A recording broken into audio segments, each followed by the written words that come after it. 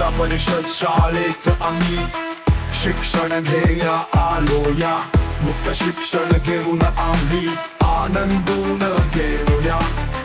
गरिबाची लेकरे आम्ही स्पर्धा योगाशी करू, भविष्यवेधी शिक्षण घेऊन स्वप्न साकार करू। अभ्यास करू, मेहनत करू, विकासाची कास धरू। ज्ञानपती ज्ञानपती कोण बनेल ज्ञानपती, ज्ञानपती ज्ञानपती कोण बनेल ज्ञानपती, ज्ञानपती ज्ञानपती कोण बनेगा ज्ञानपती। जिल्हा परिषद प्राथमिक शाळा बनकिनोळा शाळेमध्ये आम्ही आमच्या शाळेत प्रत्येक महिन्याच्या 1 तारखेला आणि 15 तारखेला कोण बनेगा ज्ञानपती हा उपक्रम घेत असतो। हा स्पर्धात्मक उपक्रम आहे। पुन्हा आपण स्पर्धा घेणार आहोत। तर स्पर्धेसाठी आता सुरुवातीला आपण या माझ्या शेजारी जी हॉट सीट आहे, या हॉट सीटवर एक विद्यार्थी येऊन बसेल, परंतु त्याची निवड करण्यासाठी मी आता या विद्यार्थ्यांना प्रश्न विचारणार आहे। जे विद्यार्थी प्रश्न सांगतील त्या सर्व विद्यार्थ्यांमधून एकाच विद्यार्थ्याची निवड या ठिकाणी होईल आणि तो माझ्या समोर या ठिकाणी हॉट सीटवर येऊन बसणार आहे। पहिला प्रश्न सर्वांसाठी, सर्वांना शुभेच्छा। तुमच्यापैकी कोणी इथं आला तो माझाच विद्यार्थी आहे, म्हणून कोणी जरी आलं तुम्हाला आनंदच आहे, कळलं? सर्वांना शुभेच्छा। शिवरायांनी स्वराज्याची शपथ कोठे घेतली, कोणत्या ठिकाणी? ज्यांना या प्रश्नाचं उत्तर येईल फक्त 2 मिनिटं बसायचं आपल्याला, निवड होईपर्यंत खाली। आता ह्या 4 विद्यार्थ्यांना या प्रश्नाचं उत्तर येतं असं आपण समजूया। तर मी पहिले विचारेल अश्विनीला। रायरेश्वराच्या मंदिरात। बर, उत्तर तुमचे सगळे सारखे आहेत, परंतु एकच उत्तर त्याच्यामध्ये बरोबर आहे आणि ते म्हणजे अश्विनीचं। अश्विनीसाठी एकदा जोरदार टाळ्या।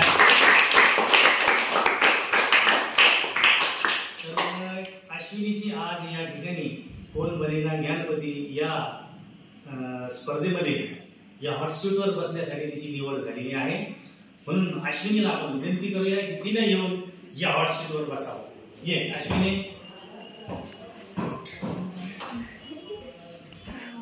बस, तुझं स्वागत आहे कोण बनेगा ज्ञानपती या स्पर्धेमध्ये। तर अश्विनी फरकडे हिची निवड या ठिकाणी झालेली आहे आणि अश्विनी या ठिकाणी आता हॉट सीटवर येऊन बसलेली आहे, म्हणून आपण तिचं नाव या ठिकाणी लिहूया। अश्विनी फरकाडे, ठीक आहे। आणि आता अश्विनी सोबत आपण खेळायला सुरुवात करूया। खेळायला सुरुवात करण्यापूर्वी तुला आपल्या खेळाचे सगळे नियम माहिती आहेत। तुला 3 लाईन आहे। एक आहे बेस्ट फ्रेंड, एक आहे बेस्ट गुरु, बेस्ट टीचर आणि 50-50। तिन्ही लाईफलाईनचा वापर करायचा मस्तपैकी।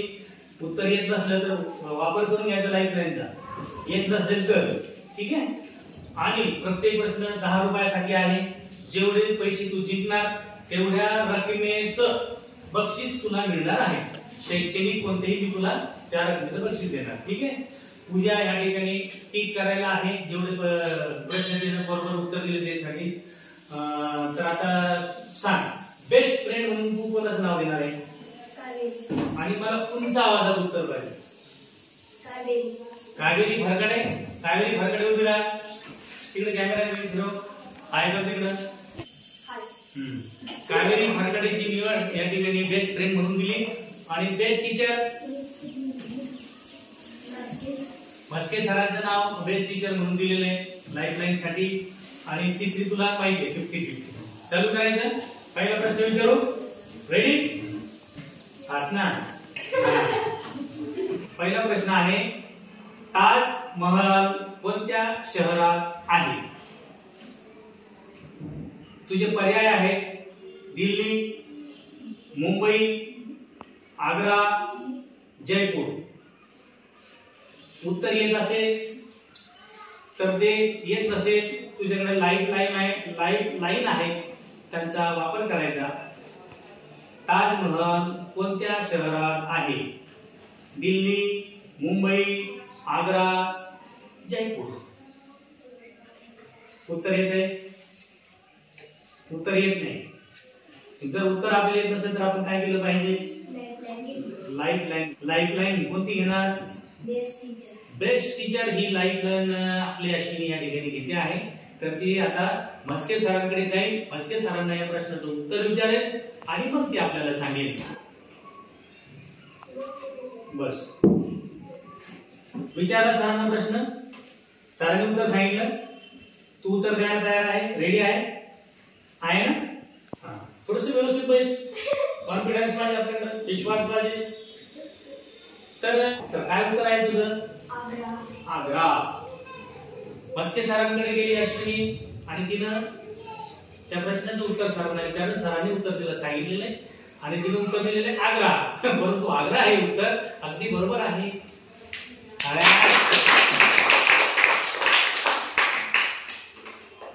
अश्विनी जिंकली आहे 10 रुपये. अभिनंदन. एक लाईफलाईन दिलेली आहे, 2 बाकी आहे.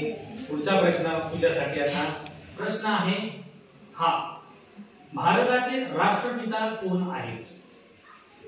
तुझे पर्याय आहेत जवाहरलाल नेहरू, महात्मा गांधी, डॉक्टर बाबासाहेब आंबेडकर, भगतसिंग. विचार करून उत्तर द्यायचं ना, गडबड करून नाही द्यायचं ना. लाईफलाईन आहे आणि अशी गडबड चालत नाही करायचं. बरोबर उत्तर आहे.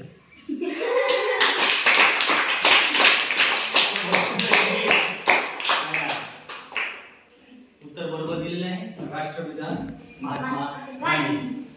म्हणून या ठिकाणी अश्विनी 20 रुपये जिंकलेली आहे. अभिनंदन. पुढचा प्रश्न अश्विनीसाठी हा, भारतीय संविधान कोणत्या वर्षी लागू झाले? 1947, 1950, 1949 आणि 1951. हे तुझे 4 पर्याय आहेत. 1947, 1950, 1949 आणि 1951. भारताचे संविधान कोणत्या वर्षी लागू झाले?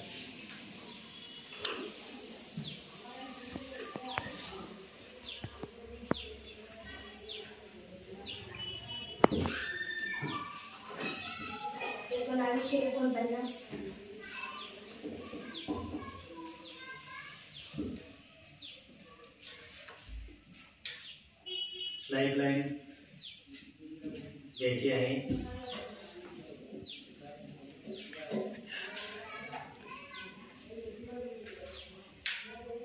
लाईफलाईन जर घ्यायची असेल तर तू घेऊ शकते आणि नसेल घ्यायची तर हे उत्तर तू घेऊ शकते. काय करायचं? 1949 हे उत्तर तुझं आहे. फायनल करायचं. तर अश्विनीला आपण म्हटलो होतो की लाईफलाईन आहे, लाईफलाईन आपण घेऊ शकतो.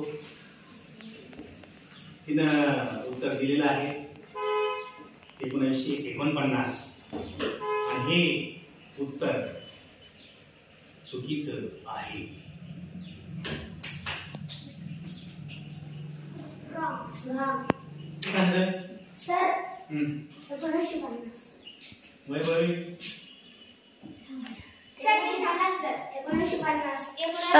तर अश्विनीला आपण या ठिकाणी तिसरा प्रश्न विचारला होता की भारताचे संविधान कोणत्या वर्षी लागू झाले. 4 पर्यायपैकी तिने उत्तर दिलं. तिच्याकडे 2 लाईफलाईन शिल्लक होत्या, तरी सुद्धा तिने लाईफलाईन घेतली नाही. त्यामुळे थोडासा आत्मविश्वास जो आहे तो तिला नडलेला आहे. तिने जर लाईफलाईन घेतली असती तर कदाचित तिला आणखी बक्षिसाची रक्कम भेटली असती. परंतु हरकत नाही, तू 20 रुपये या ठिकाणी जिंकलेली आहे. पण अश्विनीसाठी जोरदार टाळ्या.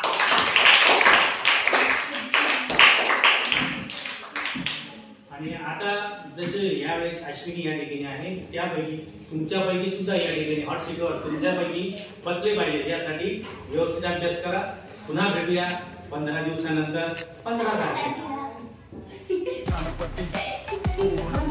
त्यासाठी तुम्हा सर्वांना